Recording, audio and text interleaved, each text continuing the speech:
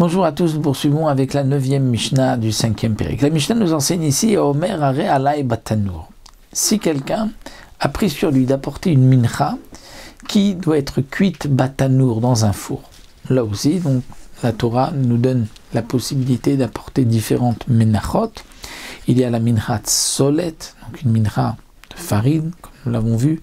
Il y a la mincha machavat, macheshet, dans une poêle qui est profonde, macheshet, ou qui est plate, qui n'est pas profonde, qui n'a pas de rebord sur les côtés. Et là, il y a aussi une mincha ma'afé tanour, qui est cuite dans un four et non pas dans une casserole sur le feu. Omer Are Alay Batanour, quelqu'un qui dit je vais apporter une mincha dans le four. Lo yavi ma'afé kupar, il ne pourra pas apporter quelque chose qui a été cuit dans le kupar. Kupar, c'est quoi? C'est un endroit où on ne peut mettre qu'une seule marmite, c'est comme un fourneau. Il y avait donc à l'intérieur, le fourneau était un peu comme une marmite renversée avec une ouverture en haut pour poser une autre marmite, et à l'intérieur de cette marmite, en bas, on mettait des braises.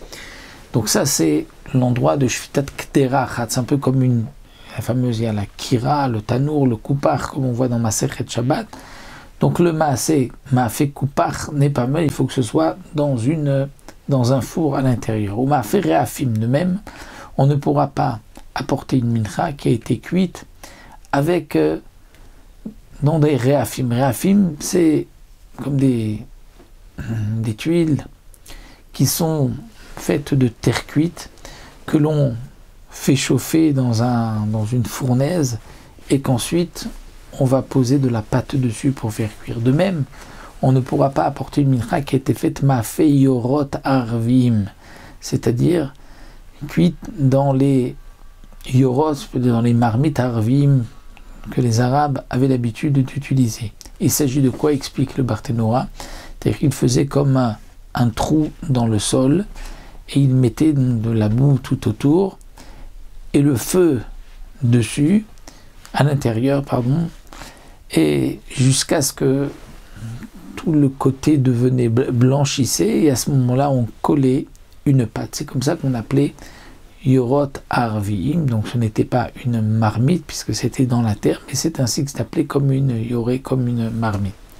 Rabbi Yehuda Omer, Rabbi Yehuda nous dit Ratsa yavi ma'afé kupar. Pour Rabbi Yehuda, lorsqu'on a dit ma'afé tanour, ça n'exclut pas le ma'aseh kupar, puisque le kupar est aussi une sorte de four, puisqu'il y a des braises à l'intérieur. C'est vrai qu'on met la marmite au-dessus, mais c'est aussi considéré comme un four, même qu'il n'y a qu'une seule possibilité de mettre qu'une seule marmite au-dessus. Are alay minchat ma'afé. Maintenant, quelqu'un qui dit je vais apporter minchat ma'afé. Minchat ma'afé, la Torah donne deux possibilités, ou bien les chalot et les rekikim. Les chalot et les rekikim sont deux sortes de menachot que nous verrons encore par la suite comment elles étaient faites. C'est la différence entre chala et les chalot et les rekikim. En tout cas, on a la possibilité d'amener ou l'un ou l'autre, mais on ne pourra pas, nous dit le Tana Mishnah, il y avait merza chalot merza rekikim, apporter la moitié du Issaron. Donc on faisait 10 pains, donc d'un Issaron, donc ou bien les 10 chalot, ou bien les 10 rekikim, mais on ne peut pas faire 5. Rabbi Shimon matir, mais pnishu korban echad.